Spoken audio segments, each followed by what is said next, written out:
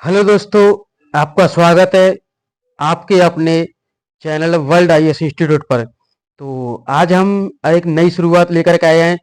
GS के part one. हम भारत का इतिहास से इसको शुरुआत से एकदम एकदम जीरो से इसको शुरू कर रहे हैं हम। और हम इसमें टॉपिक देखेंगे। टॉपिक देखने के बाद हम जब इतिहास हमारा खत्म होगा तो उसके बाद हम लगातार लगातार हम इस पर 500 एमसीक्यू क्वेश्चंस लेकर के आएंगे। 500 क्वेश्चंस लेकर के आएंगे जो आपके पुलिस यूपी पुलिस और एसएससी जीडी के लिए बेहतर होंगे। जीडी तो अभी तक आपने अगर चैनल सब्सक्राइब नहीं किया तो सब्सक्राइब करें और लाभ लें। तो आइए देखते हैं हम आज का टॉपिक, भारत का इतिहास पार्ट वन। उत्तर में हिमालय से लेकर के दक्षिण में समुद्र तक फैला यह उपमहाद्वीप भारतवर्ष के नाम से जाना जाता है, जिसे महाकाव्य तथा पुराणों में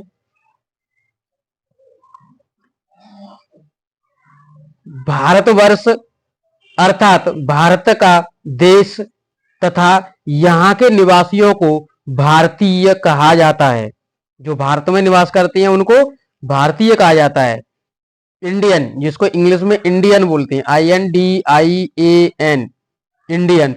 यूनानियों ने भारत को इंडिया यानी जो इंडिया नाम दिया वो हमें यूनानियों के द्वारा दिया गया, तथा मध्यकालीन मुस्लिम इतिहासकारों ने हिंद अथवा हिंदुस्तान के नाम से संबोधित किया। भारतीय इतिहास को 3 भागों में बांटा गया है, जो है प्राचीन, मध्यकालीन भारत तथा आधुनिक भारत। इसको 3 भागों में बांटा गया है। कौन सा? प्राचीन यानी एंशियंट, प्राचीन को इंग्लिश में एंशियंट बोलेंगे हम, मध्यकालीन को मेडिवल बोलेंगे और आधुनिक भारत को हम मॉडर्न इंडिया, आधुनिक भारत का इतिहास। तो इसमें हम पहले लेके चलेंगे प्राचीन भारत को। तो हम प्राचीन भारत से शुरुआत करेंगे इसकी, और शुरुआत करेंगे हम इतिहास के स्रोतों से। सबसे पहली जानकारी हमें कहां से मिलती है? इतिहास के, भारतीय इतिहास की जानकारी हमें इसके स्रोतों से मिलती है। तो स्रोत कौन कौन से, हम उनसे शुरुआत करेंगे। तो आइए देखते हैं। प्राचीन भारत के इतिहास के स्रोतों के बारे में हमें 4 प्रकार से जानकारी प्राप्त होती है। जो जानकारी है 4 प्रकार के स्रोतों से प्राप्त होती है। कौन कौन सी है? पहला है धर्म ग्रंथों से, दूसरा ऐतिहासिक ग्रंथों से, तीसरा विदेशियों का विवरण, यानी कौन कौन से विदेशी हमारे भारत में आए उनसे पुरातात्विक संबंधी साक्ष्यों से मिलती है। चौथी जानकारी हमें, तो इनको भी हम बारी बारी करके देखेंगे। पहले हम देखेंगे धर्म ग्रंथ तथा ऐतिहासिक ग्रंथों के बारे में, हम उनसे जानकारी प्राप्त करेंगे। तो देखते हैं हम धर्म ग्रंथ तथा ऐतिहासिक ग्रंथों से कौन कौन सी जानकारी हमें प्राप्त होगी, क्या क्या जानकारी प्राप्त होगी। तो भारत का प्राचीन धर्म ग्रंथ वेद है। सबसे प्राचीन क्या है? वेद है, जिसके संकलनकर्ता महर्षि कृष्ण द्वैपायन वेद व्यास को माना जाता है। वेद वसुधैव कुटुंबकम का उपदेश देते हैं। जो आजकल हमारे पीएम मोदी वसुधैव कुटुंबकम का उपदेश देते हैं, ये मोदी जी ने, ये बहुत पहले वेदों ने हमें दिया था वसुधैव कुटुंबकम। भारतीय परंपरा वेदों को नित्य तथा अपौरुष मानती है। इन 4 वेदों में कौन कौन से वेद हैं? 4 वेद हमारे ऋग्वेद, यजुर्वेद, सामवेद, अथर्ववेद को संहिता कहा जाता है। अब संहिता किसे कहा जाता है यही देखेंगे हम। ये ऐसे क्वेश्चन बनते हैं कि संहिता किसे कहा जाता है। तो चारों वेदों के संकलन को ही हम क्या कहेंगे, संहिता कहते हैं। चारों वेदों के संकलन को ही संहिता कहा जाता है। तो इसमें सबसे पहला आता है हमारा ऋग्वेद। हम ऋग्वेद को देखेंगे। ऋचाओं के क्रमबद्ध ज्ञान के संग्रह को ही हम क्या कहते हैं, ऋग्वेद कहते हैं। इसमें 10 मंडल हैं, 1028 सूक्ति हैं, 10,462 ऋचाएं हैं। इस वेद की ऋचाओं को पढ़ने वाले ऋषि को होत्र कहा जाता है। जो इस वेद की ऋचाओं को पढ़ता है उसको होत्र कहते हैं। ध्यान देना है विशेषकर। इस वेद से आर्य की राजनीतिक प्रणाली एवं इतिहास के बारे में जानकारी मिलती है।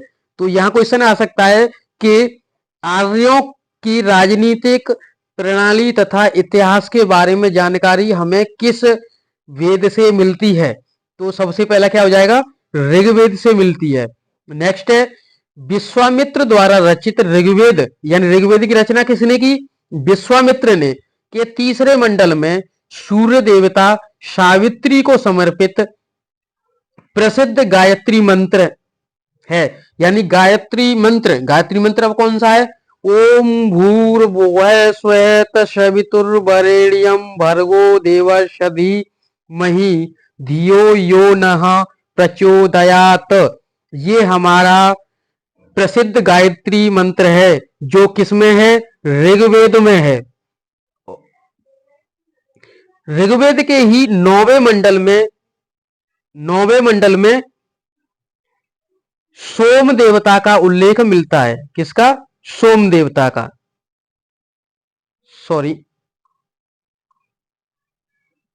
सोम देवता का उल्लेख मिलता है। नेक्स्ट देखते हैं हम ऋग्वेद के 8वें मंडल की हस्तलिखित ऋचाओं को खिल कहा जाता है। क्या कहा जाता है, खिल कहा जाता है। ऋग्वेद के 10वें मंडल में चतुष्वर्ण समाज की कल्पना देखने को मिलती है। चतुष्वर्ण कौन कौन से हैं, ब्राह्मण, क्षत्रिय, वैश्य, शूद्र, 4 प्रकार के वर्ण हैं जो किसमें मिलते हैं, 10वें मंडल में। किसके, ऋग्वेद के 10वें मंडल में इन 4 वर्णों की हमें चर्चा मिलती है। और ये चारों वर्ण कहां से आए, ये मानता क्या है, ब्राह्मण के जो ब्रह्मा है उनके मुख से ब्राह्मण आए, भुजाओं से क्षत्रिय, जंघाओं से वैश्य और चरणों से शूद्र की उत्पत्ति मानी जाती है। ब्रह्मा के मुख से ब्राह्मणों की उत्पत्ति, भुजाओं से क्षत्रियों की उत्पत्ति, जंघा से वैश्यों की उत्पत्ति और चरणों से शूद्र की उत्पत्ति मानी जाती है। ऋग्वेद में ही इंद्र के 250 तथा अग्नि के 200 ऋचाओं की रचना इसी में मिलती है। नेक्स्ट आता है हमारा यजुर्वेद स्वर पाठ के लिए मंत्रों तथा बलि के समय अनुपालन के लिए नियमों का संकलन ही यजुर्वेद कहलाता है। यानी यजुर्वेद में क्या है कि जो मंत्र हैं बलि तथा अनुपालन के लिए नियम और मंत्रों का उल्लेख किसमें मिलता है, यजुर्वेद में मिलता है। यजुर्वेद में यज्ञों के नियमों एवं विधि विधानों का संकलन भी मिलता है। केवल यजुर्वेद ही एक ऐसा वेद है जो गद्य और पद्य दोनों में मिलता है। यानी इसमें गद्य भी है और पद्य भी है। यही केवल यजुर्वेद ही एक ऐसा वेद है जिसमें दोनों प्रकार से गद्य और पद्य मिलता है। नेक्स्ट देखें हम सामवेद के बारे में। सामवेद कहता है शाम का शाब्दिक अर्थ है गान। शाम का शाब्दिक अर्थ क्या है, गान है, गाना है। इस वेद में मुख्यतः यज्ञों के अवसर पर गाए जाने वाले ऋचाओं का संकलन है। इसके पाठकर्ता को उद्रात्र कहा जाता है।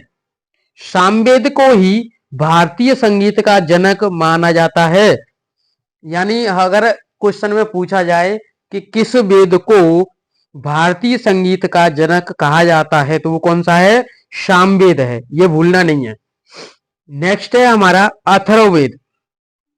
इस वेद की रचना अथर्वा ऋषि द्वारा की गई। इस वेद में कुल 731 मंत्र तथा लगभग 6000 पद्य हैं। इसके कुछ मंत्र ऋग्वेदिक मंत्रों से भी प्राचीनतर हैं, यानी इस ऋग्वेद जो है, ऋग्वेद यानी हमारा सबसे पहले का ऋग्वेद, उससे भी पहले के कुछ मंत्र हैं।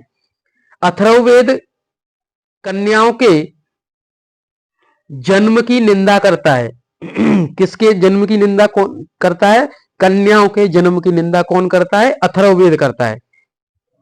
इस वेद में सामान्य मनुष्यों के विचारों, अंधविश्वासों का विवरण मिलता है। इस वेद में मानव जीवन के सभी पक्षों का विवरण मिलता है।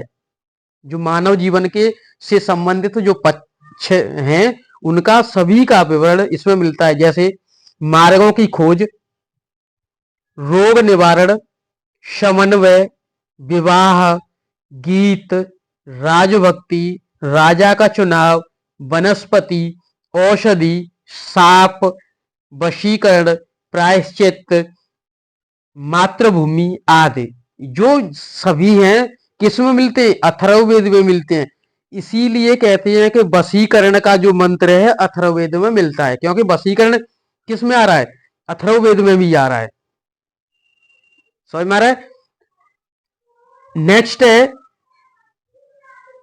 नेक्स्ट है इस वेद के कुछ मंत्रों में जादू टोने, क्या मिलता है? जादू टोने का वर्णन भी मिलता है। इस वेद में यानी अथर्ववेद में सभा एवं समिति की प्रजापति की 2 पुत्रियां कहा गया है। सभा एवं समिति को प्रजापति की 2 पुत्रियां कहा गया है। वेदों को समझने के लिए 6 वेदांगों की रचना हुई, जो कौन कौन सी हैं? शिक्षा, ज्योतिष, कल्प, व्याकरण, निरुक्ति और छंद। ये 6 वेदांग हैं। जो वेदांगों का मतलब क्या है? वेद के अंग, वेद के अंगों से मतलब है वेदांग। समझ में आया? वेदों के अंग से मतलब है वेदांग। ऐतिहासिक कथाओं का सबसे अच्छा क्रमबद्ध विवरण पुराणों में मिलता है। जो सबसे अच्छा क्रमबद्ध विवरण है हमारे पुराणों से मिलता है। इसके रचयिता लोमहर्ष, यानी जो पुराणों के रचयिता कौन है? लोमहर्ष अथवा उनके पुत्र उग्रसर्वा को माना जाता है। पुराणों की संख्या कितनी है? 18 है, जिनमें से केवल 5 पुराण ऐसे हैं जिनमें राजाओं की वंशावली पाई जाती है। वो कौन कौन से हैं 5 पुराण? मत्स्य पुराण, वायु पुराण, विष्णु पुराण, ब्राह्मण पुराण एवं भागवत पुराण, जिसको आजकल आप सुनते हैं, जगह जगह आपको देखा होगा कि भागवत पुराण हो रहा है। तो इन्हीं में राजाओं की वंशावली भी है। जैसे राम की वंशावली हो गई, कृष्ण की वंशावली हो गई, ये भी राजा ही तो थे, राम कृष्ण और भी हैं। इनकी वंशावली ही हमें इन्हीं 5 पुराणों से मिलती है। मत्स्य, वायु, विष्णु, ब्राह्मण और भागवत पुराण। नेक्स्ट देखें, शूद्र तथा स्त्रियों को, शूद्र तथा स्त्री दोनों को ही पुराणों का पाठ करने की अनुमति नहीं थी, लेकिन वे पुराणों को सुन सकते थे। शूद्र तथा स्त्रियों को पुराणों का पाठ करने की अनुमति नहीं थी, लेकिन सुनने की अनुमति थी। पुराणों का पाठ मंदिरों के पुजारी ही किया करते थे। कौन करते थे? मंदिरों के पुजारी पुराणों का पाठ किया करते थे। शतपथ ब्राह्मण में स्त्री को पुरुष की अर्धांगिनी कहा गया है। पुरुष की अर्धांगिनी स्त्री को कहां कहा गया है? शतपथ ब्राह्मण पुराण में कहा गया है। नेक्स्ट देखते हैं, स्मृति ग्रंथों में सबसे प्राचीन एवं प्रामाणिक मनुस्मृति मानी जाती है। इस शुंग काल का मानक ग्रंथ है।